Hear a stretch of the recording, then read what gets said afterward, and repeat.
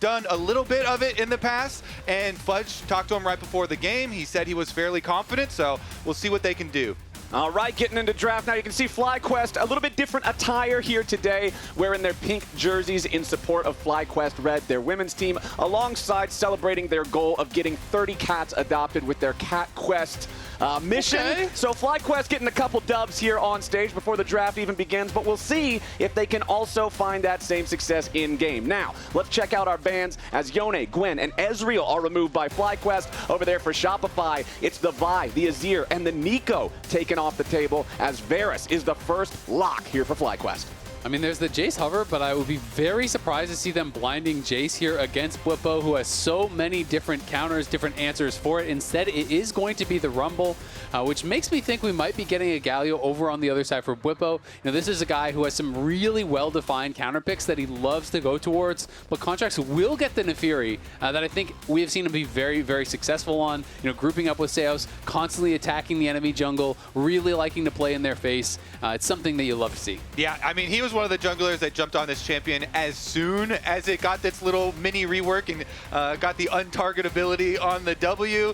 And it's a strategy they came into the league perfecting and trying, and it's a strategy that has paid off for them. So we do get the expected counter pick with the magic shield, the pushing here for Galio into Rumble, but I really, really like the Pantheon answer as well. Pantheon having that point-and-click CC and having the global really helps them out towards the mid game. Pantheon plus Galio, it just puts so many extra questions to Shopify to have to deal with in the mid game when you have multiple areas on the map that can be covered. I call it the meteor shower combo. They both just come raining down from the sky, and instantly the fight can be turned no matter how well you think you might have set it up on the other side. But it looks like Shopify going to lock in a little bit of extra long range for themselves here with the Jhin, the Curtain Call, and Deadly Flourish being able to help out as Rumble and Naafiri go into scrap. Victor going to be the first ban here in the second half for Shopify, wanting to keep that one away from Quad. Yeah, it's going to be interesting to see, you know, how heavily Shopify will be committing to the dive. You know, if they want to go for an aggressive mid laner here for Palafox as well. Of course, they do have an AD jungler, so they could be looking, you know, for one of these aggressive pairings, things like the Ahri that are up and available. You know, the Victor's been banned out. Wouldn't be surprised to see Quad just tanking another ban here. Cassio is something that hasn't been banned out, but very frequently does get banned against him. It is one of the most banned champions against FlyQuest. You know, Quad is so well known for that champ that, generally speaking, FlyQuest really eats a lot of targeted bans, you know, bans that aren't necessarily that popular in the meta. Things like the Cassio, like the Scion, like the Yorick. And especially when you are playing, you know, best of 5 Fearless, which we have not played a lot of, you do have to think about the progression of your pick ban phase here if we do get very deep in it versus a team like FlyQuest that have so many tools. So they opt for the Taliyah right now. Like, Taliyah, pretty much every mid laner just agrees, is just OP. Especially with Pantheon. So, yeah, exactly. You cannot let that go through with the point-and-click setup. Taliyah with Pantheon and Galio would be pretty difficult to deal with in terms of any sort of a side lane situation, but that's off the table, and it's double support bans from FlyQuest as Bard and Karma are both removed. Interesting, because I would think like Seos is going to be on like a Nautilus or a Rel or some sort of CC champ here on the bottom side. They just operate so much better with that. And if you look at the team that they've drafted, they need setup and frontline to keep people on a Rumble ultimate to go roam around with the Naafiri. So Seos, definitely expect him to go that route for support, but we're shifting through quite a few mid lane options here instead for Shopify. It's interesting as well that they're electing actually counterpick support, and they are going to be blinding their mid. Of course, in theory, it could be any support, but I think there's like a 99% chance that it is going to be going mid lane. So they are going to be blinding that Annie for Palafox. The Ahri, one of the ones considered here, but this does make a lot of sense here. It gives them some CC, it gives them a little bit of initiation, but I still think they are going to need some hard engage from bot lane. And I feel like when you are really locked into that, it's harder to get a big advantage from your support counter pick. So we'll see where they're going to go. It is going to be an Ornn coming out, so this could be Galio mid. I think they're going to shift the Galio to mid into the Annie here. They're saying, you know what, you're not going to be able to bully us here. We're just going to move the Ornn up to the top side, give ourselves incredible engage between the Ornn, the Pantheon out, the Galio, and they can go aggressive here, you know, potentially for Busio. Yeah, this is probably the reason why they wanted Sport Counterpick, because if you were thinking Rel, then you don't have to play into Alistar, and then you also have to worry about, oh, is there going to be like Braum counterpicks if you want to play, a lot of those engaged supports. So we'll see what Seos does now that he sees it is for sure an Alistar, because this is a beefy FlyQuest comp. It really is, and I think it's smart because when you're looking over, it's like, who is supposed to be the one killing all these tanks, right? Like, is it the Annie? Is it the Jhin? Like, not really. Yeah. But they do have a lot of different threats, and if they are ahead of the pace of the game, then maybe they're going to have enough damage coming from all of these different sources to kind of punch through these targets, but it feels really hard. And I also am struggling to think, what they're going to pick here on 5 that gives them a big advantage. The Braum comes through, that feels fine, but it doesn't feel like they got a big support edge, in that bot lane 2v2 by any means, and it doesn't feel like they're going to be that happy about the mid lane 1v1. Yeah, I think it's just, it provides a lot of value for team, since the enemy team is all these like melee range, really short range. Apply that passive. Yeah, exactly. You can control a lot of space there. It does mean they're going to rely a lot on anti-flash engages, because Palafox kind of has to now be such a primary tool for a lot of their plays. And that is going to be a big and kind of different look here for Shopify. So a lot of pressure on Palafox's shoulders here with the Annie. Of course, nice little rework to Annie. Did give her a lot of burst damage in the regular abilities. But the big engage is still going to be super critical when you have the stun, when you have flash, finding the right angle, using Fog of War and stuff to get in there.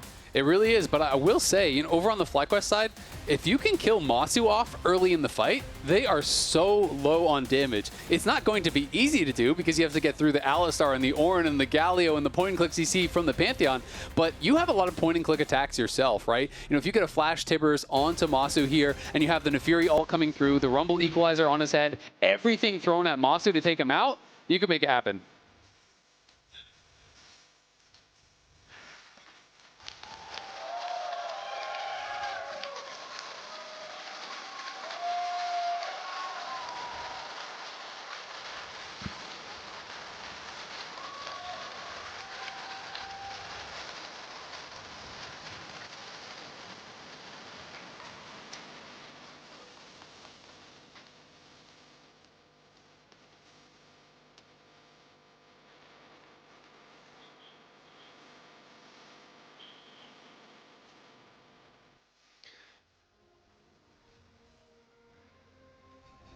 So almost every Shopify game where they get contracts on Naafiri, they go for these invades early on to get vision for their team so that he can have options for hashing enemy junglers. And so FlyQuest, knowing this tendency, defensively ward their Raptors, and they see the Shopify Raptor ward put down. Are they going to ward over the wall? Look, wow, this. Okay. I thought for a second there that could be real dicey. Maybe going to get real spicy here and hop over the wall, but Fudge is coming down. I mean, this is a pretty active level 1, we'll say. Palafox is getting some first strike value. Yeah, exactly. The first strike, truly, the first one of the game. The little auto attack getting in there.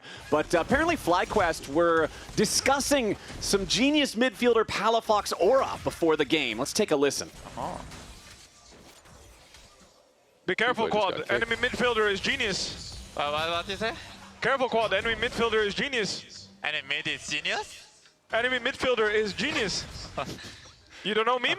I don't know this, man. Xiaohu did interview, and he said... No, it's Showmaker, no? No, it was Xiaohu. Oh. He said enemy mid laner has aura of genius. Yeah, if he roams anywhere or does anything, I'll just be saying that in comms. Enemy mid is He's doing a genius. million damage on the studio. Millions of damage. Millions of damage. Genius little stun right there. Yeah. on the Genius Galio last hit, Everything he does. It's just the genius aura emanating from mid lane. And again, Annie will be critical to this team because this is such a snowbally champion. If you can get ahead, you can definitely have some really high impact roams. Busio said he's definitely going to be looking for those. Point and click spells are definitely powerful if you get ahead. Okay, we have an invade coming out here early as Contractz moves into the jungle against Inspired, looking to use the early power of this Naafiri. We know how much Contractz loves to do this on this champion. His bottom lane has priority, so they can rotate over to help him. He loves trying to attack the enemy jungler at their second buff at level 3. Massu actually got a lot of damage down on Seos as he was trying to move over to help. Inspired's going back for the steal, couldn't get it. But they forced out the heal from the Braum there because Massu got so much damage on him as he was walking up through Tribrush. Yep, every single game. Contractz on Naafiri. Always. Going for these invades. It does take away the red, but Inspired can just recall and go up for top crab instead after the bottom side has been under contention. I did like how Inspired handled that, though. He immediately just backed off. He charged up his passive so he could have that full passive Q to try to go back and actually steal it. Of course, he didn't get it, but I thought he played that out pretty intelligently, buying time for Busio to move over and give him that support. Yeah, and Contractz as well. You use your second Q on the Fury for the execution damage as well, always trying to combo. Yeah, and so this is a FlyQuest that only has 2 losses this entire split. And while people are going to be looking at this as very favored towards them, and I think rightfully so, one loss was during the positioning phase to Cloud9. Their only loss during the group phase was actually to Shopify in a 2-1 series that, yes, they did win, but Fudge really had a good one. Was getting the better of Bwipo in all 3 games, I felt, despite the loss. And it was a very competitive series, and I think that is kind of giving some hope here to Shopify that they can compete. And so Inspired, because of the early recall that he took after finishing on bottom side, even though his red was stolen, he has combat advantage now with the extra longswords in inventory. So he comes back over to contest Contractz when Contractz tries to protect his red quadrant. We'll see about this Smite fight. Smite's coming back up shortly, and Inspired's was already there, so Contractz doesn't quite get that Krug. And Inspired's gets a little vengeance with Busio roaming too. Yep, Busio helping out Inspired there. They not only get the large Krug, but all the smaller ones as well. Bwipo in a bit of a tough spot here against Fudge, using the early power of that Rumble to try to keep this Ornn down. And something we haven't touched on yet is Bwipo is actually playing Unsealed Spellbook. It's something I've seen him experiment with on his stream. It did get some buffs. Once you actually get through, all the rotations, the cooldown gets very low now. It's down to 1 minute and 30. Obviously, it takes quite some time in the game to be able to actually get through all those rotations. The first change does unlock at 6 minutes. But it's a lot of utility, scales very, very well. And we have to touch in on, this is how the matchup went last time. So the left stats are Bwipo against the field. The right stats are Bwipo in his matchup against Fudge. Actually did way worse than expected, as Fudge was playing incredibly well. Palafox should be able to walk this off, but Fudge was such a big part of that series, and he does have a nice little advantage for himself, 300 gold early on. You have to think that Fudge has to have a good game, get that advantage for them to be able to really have a shot against FlyQuest in this series. Yeah, a lot riding on this, as you can see in DeMonte tweeting as well. Big for Shopify here into playoffs for First the Old organization. squad. Really, really big stuff for him. Yeah, individually. He's talked about knowing these FlyQuest players really well and how they play. The inside man. We'll see if that could actually convert to a win this time around in the series. But I definitely like that you're highlighting the Fudge Bwipo matchup because it was so impactful last time. Maybe we can see some of these old Ornn counter kills where you have the Ignite swapped over on Spellbook. Inspired's here. Bwipo starting off with the Ornn Horn as Fudge immediately flashes away, does not want to take any risk there. If you get hit by it, you're just going to take damage and still have to flash anyway, even if you live, so you might as well spend it early. I honestly think if you don't flash that, then you're going to get stunned by Inspired, you're going to get ignited, there's going to be so much follow-up damage, I think you're just dead to rights. So I think that was the correct flash, respectful flash there. When you have that Ignite swapped over to from the Unsealed Spellbook, like Kobe was talking about, the kill threat is so high. Ornn does so much damage with a full combo at 6, and then you have that threat there. Yes, you are weaker early without the grasp, but there's a lot of power to be had here, and I think we're going to see Bwipo, likely just cycle through this pretty quickly, just get that Ignite on cooldown when he can, and start to just kind of move through those cooldowns as fast as he can. And Inspired ganking for Bwipo on a Pantheon, as bottom lane does go for a little exchange. Yeah, the Chains of Corruption from Massu finding a lot of damage here onto Seos, who again has to use the heal. Massu taking some pain of his own though as Bvoy fires back. That Inspired Pantheon ganking for Bwipo in this Cloud9 series, it was actually quite huge. And that was a dominating series from FlyQuest. Actually set records in the LTA LTA with how quickly they dispatched Cloud9. So that, avoidance of the death on top there, quite big for Fudge. But Inspired will come repeat, try and abuse that flashless Rumble. And he's 6 now. He's going to look. Okay, let's see what we can get, as there it is, the Grand Starfall, and Fudge is not looking too good. First blood over to Inspired. Yeah, I mean, it's actually not rocket science. I mean, it is a Pantheon with ultimate, and you're like, well, there's one person with no flashier flowers, so got to be very careful. And they do convert for the kill. That is just textbook jungling right there. Blow the flash on the first visit, repeat with the global. What will be the Shopify answer, though? Because, again, you invest a little bit, and Fudge, or Bwipo has gone for his recall, so they're trying to get the grubs in the meantime. Looks like Contractz will at least get some of them. Yeah, he should at least get one at the very least here, but Inspired is going to be here. And, now he's jump over the back of the pit. Yeah. Yeah, Inspired going to show up to try to contest this. Both bot lane duos also making their way towards this part of the map. Neither team did the early bot to top swap that we often see with those bottom lane duos, as Inspired takes that second grub, but now in a little bit of danger here as Shopify try to make their move. Busio here on the front line, but does not have Unbreakable Will to try to survive. Bvoy under pressure as Massu's looking for some AD carry violence. Meanwhile, more problems for Fudge up there in the top lane as Quad is locked up and shot down. Palafox getting one, but it's FlyQuest taking one back as Inspired finds another kill onto the Rumble. Yeah, 1 for 1 at the end of the day there, and that one hurts for Fudge. He didn't have the equalizer, so he couldn't really get involved. And as he tried to walk him from top lane, they just turned on him, were able to knock him down. It is 2 grubs, though, for Shopify, so they did grab a second grub towards the end of that fight. Yeah, Contractz able to grab that one during the skirmish. Honestly, though, the focus of money might be an issue because Inspired, as we said, in the series versus Cloud9, was huge on this champ. He was the one to get both of these kills. So it is going to be an accelerated Pantheon. And when you do have a global to be able to spread that pressure, it can mean very big things for the mid game. Here's another look at it. Of course, on the top side of your screen, you can see Fudge was very quickly isolated there, and Inspired knew I have flash advantage, so they're going to guarantee that kill. But the other side of the map is where Shopify slightly came out ahead, getting their counter kill as well as the extra grub. And honestly, it could have been even better for them. Palafox's Tibbers only connected onto the Galio. If he caught Inspired as well, maybe there's some sort of threat of a follow-up. I thought Massu played it quite well, though, actually just isolating Bvoy. When he opened up with the Jhin ult, Massu just kind of went over and started just fighting him 1v1, which he's always going to win, pushes the Jhin back, made it so Bvoy couldn't really follow up. Palafox had spent all his spells, so they were kind of just light on damage without the equalizer. Palafox now without that flash for a little while longer. You guys talked a lot about it, I think rightfully so, after we saw the way that the drafts ended up shaping up. There's so much that rides on this ante. So much of this is, can he get a big flash engage? And I think so much of it is also then going to be making sure that that flash is always available for that purpose, right? If you're FlyQuest and you can manage to force the anti-flash defensively, all of a sudden the team fight from Shopify just feels so much weaker. I mean, I think it's a really good point, and you can see that he has gone Lucidity boots, is going to be trying to play around that as much as he possibly can. And a lot of MR already being purchased up here, though.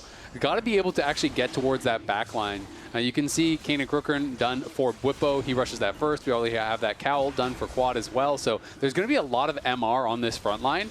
You've got to be able to find a way to get past them, but there's so much CC on these champs that it is going to be really difficult unless you're first to the spot.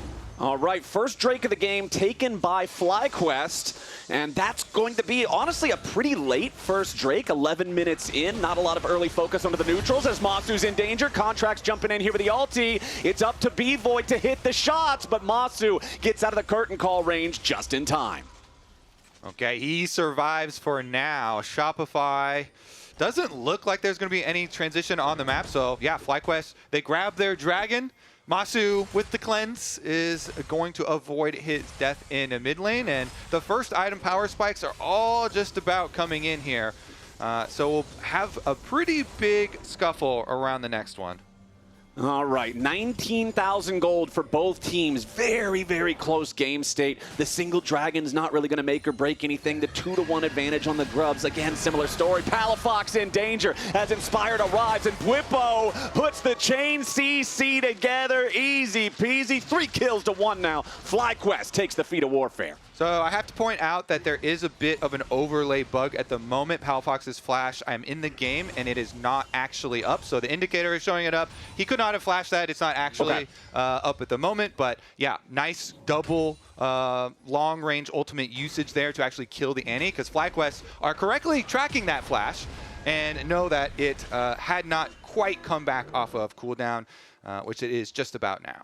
And he is going to be very squishy, right? And it's not like there's any HP built up whatsoever. You know, he is just on the Malignance, so is going to have that shorter ulti cooldown for the Tibbers, for these potential engages, and clearly he is going heavily towards CDR and trying to play for that. But it does mean if you get caught, you are going to get blown up in a hurry. And big credit to Inspired in usage of this Pantheon ultimate. He has had really high value with all of his movement. This is one of the reasons we and everyone talks about Inspired so much with this team.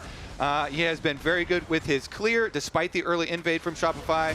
And here we go. Seo's in some danger immediately as FlyQuest go for the engage. The Braum is a difficult target, but they got plenty of firepower, and they're already on their first kill. Now Contractz, focused by Bwipo, as the rest of FlyQuest reassembles after the equalizer had come down. Contractz and Fudge disengaging off to the right. FlyQuest won't find anything more, but they got what they needed. Yeah, they got the flash off of Fudge there on the side as well, as Bwipo's now on Ghost here with the Unsealed Spellbook, comes in, is able to put some pressure onto Fudge. They already got that initial kill there onto Seos, and there just wasn't really much of a chance at actually continuing the fight afterwards. The equalizer was placed pretty well, but there was no CC to actually hold them in it, so FlyQuest just kind of wander out of that and are still sitting pretty, and are going to be able to get the push down on bot side. Someone's going to have to get up towards top side and eventually answer this Annie, but FlyQuest have got to be quite happy, I think, with how the early stages have gone. Inspired is 3-0-1 on the Pantheon, almost has the ulti off cooldown yet again, and the Rift Herald is going to spawn in 30 seconds. I expect FlyQuest to have their eyes set on this, and then the question just becomes, do Shopify want to fight for it? Do you want to just try to trade a turret somewhere else on the map? How confident are they feeling when it seems like it's kind of difficult for them to find what they're looking for in these fights with that lack of CC that you're talking about? And I do really think they are on a bit of a timer here. You know, you want to be able to actually get these kills on Massu, win team fights before he can get towards, you know, the 3-4 item mark where he starts to get these defensive items in, right? Like almost guaranteed, he's going Blade of the Rune King, he's going Rage Blade, those are going to be the first two. But if he gets to, you know, Wit's End and he gets to some of these like tanky items that are going to really make it difficult to actually burst him down, you know, with what we're assuming is going to be a Locket and so on coming in and the Galio ulti shield and all these things, I think it's just not going to be there as far as the damage you need to 100 to 0 him. Well, that will be the challenge here for the Rebels, as it looks like FlyQuest is already ready to start up this Herald. And Inspired there even funneling an extra cannon wave into their Varus, into Massu's hands to further accelerate and feed as much money as you can into the AD carry. This is something Inspired has always done on all of the teams when he was back on EG, did so much with Danny, trying to get as much money for his AD carry as possible. So it is going to be a rotation on over to the Herald, easily pick that one up. And he has the 1,000 gold individual lead, now even more than that in the jungle. And Ultimate will be ready to roll here for him as well. See, as far as the flashes go, Fudge is kind of the primary target again, since like you're talking about, that one was blown. And Fudge on the bottom side of the map does have to be very careful with his positioning. No flash on the Rumble has been a primary target. Dragon is coming up very shortly, so everyone's going to be looking. Yep, 10 seconds until that Drake spawns. Again, this is a very slow Drake game. The first one only being taken about 11.5 minutes into the game means that there's only that single Drake thus far, possessed by FlyQuest. They also have the Herald alongside the Drake. They lost out on the Grubs, so they need one more neutral objective to claim that feat, claim the Empowered Boots. If Shopify can take this Drake, obviously they'll be able to stop that for now, but it's FlyQuest first on the scene again. Yeah, and it looks like it's just there's no way they're even going to try to contest. You can see Contractz is up on top side. You know, Annie's going to be pushing that top lane down, you know, trying to at least deny a little bit of farm. Just going to be an easy Drake there for FlyQuest, their second of the game. So it's not like it's going to be ultra fast soul that they are facing down here, but they are going to be slowly working towards that. They have the feats of strength already completed, and that's just going to make things that much more difficult. Seo's trying to jump forward there, throws up the Unbreakable, tries to tag Massu with a winner's bite, but it's not like there's really a whole lot of threat behind it, even if he hits him. We still have another 3 minutes or so until the Otacon spawns. Will be the bot side Otacon this time around. Honestly, it's not a super high kill game, but pretty much every kill that's happened has been Inspired. Yeah, Inspired involved in all of them. A lot in tandem with some of the other ultimates. You know, Bwipo's Ornn provides a lot of setup value there. But honestly, it has been just really intelligent pathing from Inspired. Talking about dealing with the early invade, keeping up his farm, going for the counter invades, preying on people with no flashes.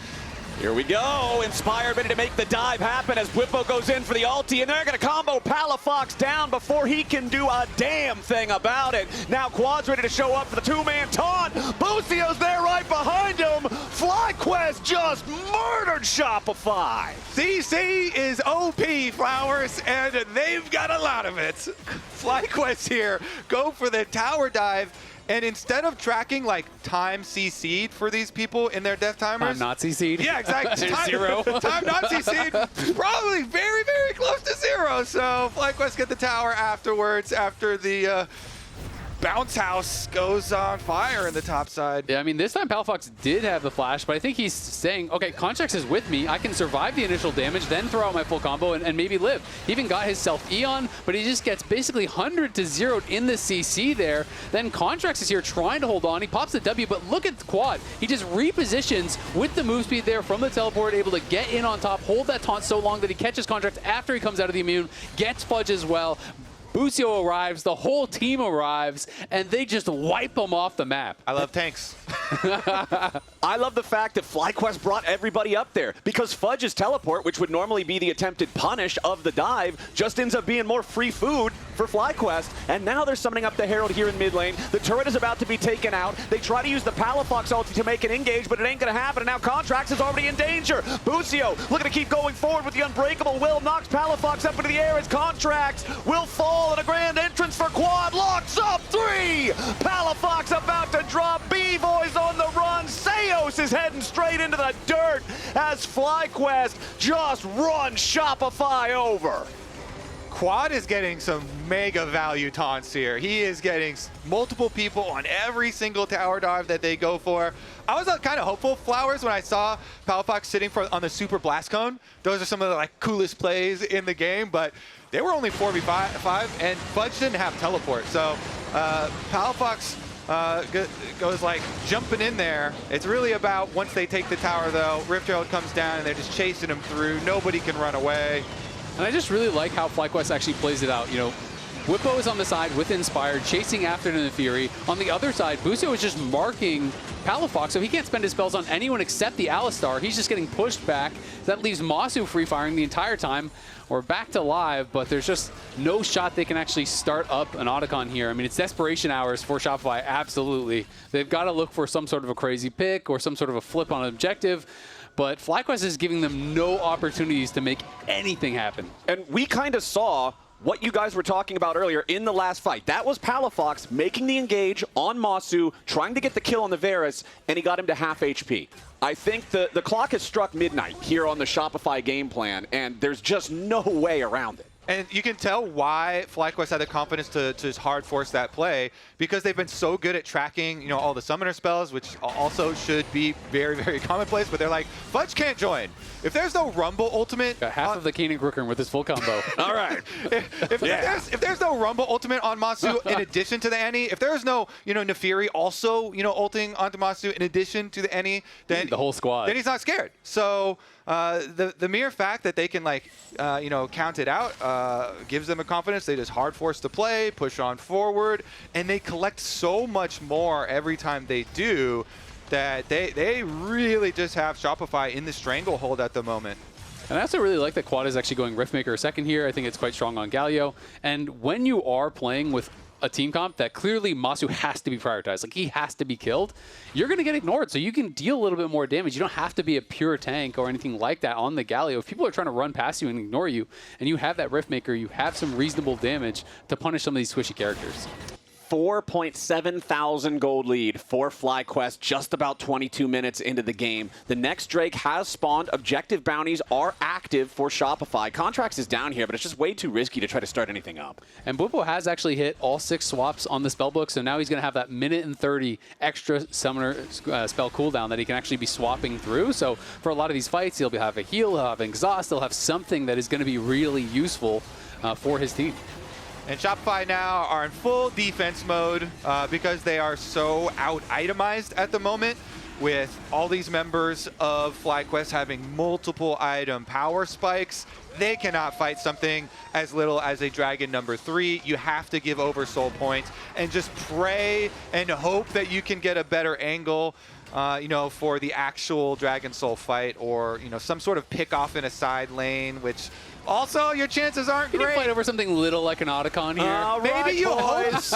We got Otacon starting up, and Shopify's got to try to make their approach. They don't just want to give it away, but FlyQuest is already done as Busio looks to engage with the flash headbutt pulled over the wall. A nice chains of corruption to follow it up. Bvoy's already in danger as the Grand Starfall is about to seal his fate. Massu trying to get away from Palafox off to the side as Bvoy also barely survives. Fudge on the run as Bwipo takes out Palafox, and the fight's not done. The re-engage as FlyQuest continues looking for more kills. Quad jumps forward, but he doesn't have the range. All things considered, only 2 dead on Shopify's better than it looked at the start, but Contractz now has to fully retreat as well. FlyQuest, they'll take the Otacon, they'll take the kills, they'll take the turret, they'll take it all. Yeah, they get that bottom lane tier 2. They are 7K ahead now. They take the Otacon, and FlyQuest says, let's just fight. Even with Palafox getting onto Massu again here, they don't have the juice to do it by themselves. They need the full team onto him, and they can't make it happen. Everyone dives into the backline. This engage was beautiful from Busio. The chains of corruption there to follow it up. And here's now Palafox, full combo onto Massu. No one else is there with him, though, so even though he gets him low,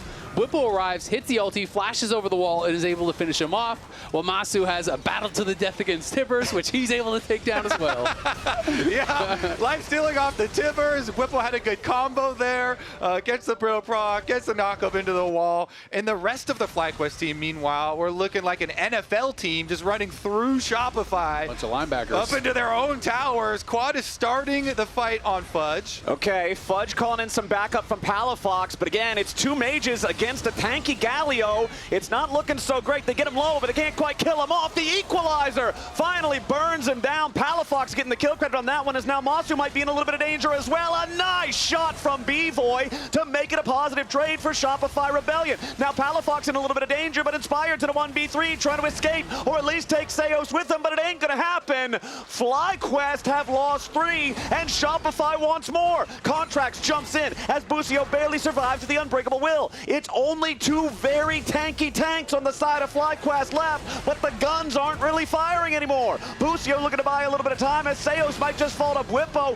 who's trying to combo him down with the Ornn CC. The Brittle's gonna be enough with that last little burp. Bwipo goes godlike, but he's the only man still standing in FlyQuest colors. Contractz trying to chase him down and complete what'll be a delayed ace for the side of Shopify as Bwipo about to fall here. Quad gonna arrive with the teleport, but he's arriving into a spot where Bwipo's still barely alive. The shutdown over to Bvoy as Quad shows up nearby, but not close enough. Everybody on FlyQuest just died. This is actually critical. That last kill will have a long death timer here. Maybe Shopify can try and chain together comeback plays. That is always your hope. When you get one kill desynced from the other ones, they want to try and force a pick. The problem is Bwipo had swapped over to the teleport, so he'll have that ready once he does revive.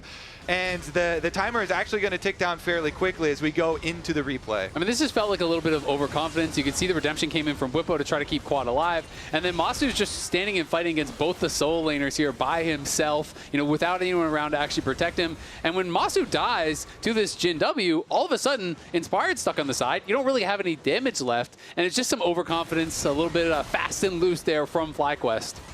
Yeah. They have to be a little bit careful about the gold that they give over, because now it's getting more competitive as far as this dream fight we've been talking about for Shopify. The Dragon Soul, now they actually, you know, will have some power, some items behind their fight. A couple of extra ones now being completed and coming in for the Shopify hope here, Flowers. Yeah, it was an overcommitment from FlyQuest. They did overplay their hand, and you can say, yeah, they still definitely have a lead. They're definitely still in control, but the gold lead got cut in half right? It was a little bit over 5,000, now barely over 2.5. And Contractz just on the dog, man. There's a reason he plays this champ every time he gets the opportunity to.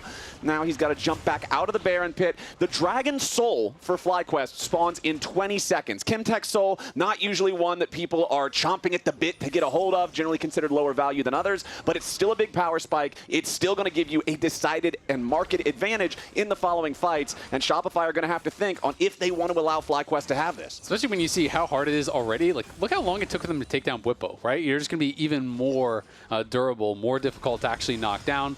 I do like that Bwipo actually went Redemption third, just an additional support item to help keep Massu alive. You already have the Locket in there, and the more defensive items are going to be starting to come through here for Massu, which is going to make things very, very difficult.